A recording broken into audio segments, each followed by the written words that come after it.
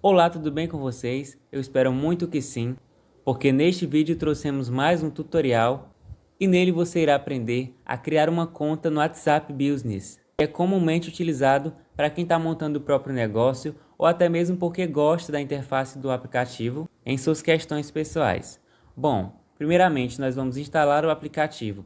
Para isso nós viremos na Play Store e vamos pesquisar aqui na lupinha por WhatsApp Business. Já apareceu aqui, ó, WhatsApp Business. Aí você vai instalar nesse botão verde. Após instalado, vamos abrir, concordar e continuar. E nesta parte você vai inserir o código do seu país, no nosso caso é 55, que é o código do Brasil. E aqui nessa parte do seu número você vai inserir o DDD do seu estado, no meu caso é 98, mais o 9 e o seu número de telefone. Pronto, após inserirmos, vamos em avançar. E é importante verificar, pessoal, se o número está correto, porque ele vai enviar o código para este número, então é importante. Aí você vai em OK e vai chegar um código aí no seu celular, né? No meu caso aqui chegou no outro celular, que é o que está com o chip, e eu vou inserir o código. Mas se o chip estiver dentro do seu celular, então automaticamente aqui eles vão preencher essa parte, né?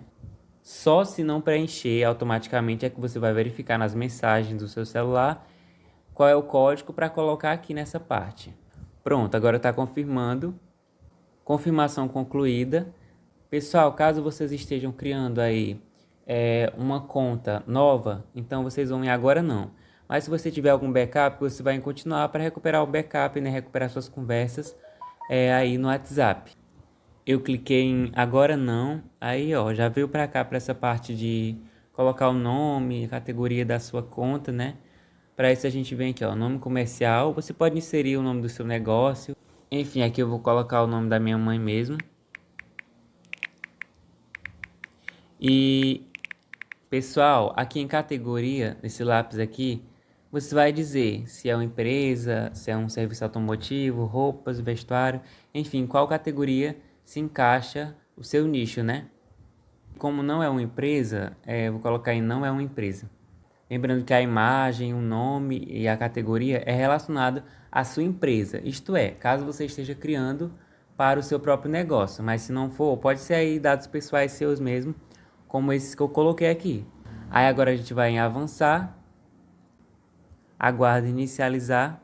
Aí se você quiser conhecer direitinho as ferramentas, vai em conhecer ou vai em agora não. E pronto, pessoal, é somente isso mesmo. A partir de agora você pode estar aí explorando o WhatsApp e vendo, né, quais as funcionalidades que ele tem de diferente aí em relação ao WhatsApp normal.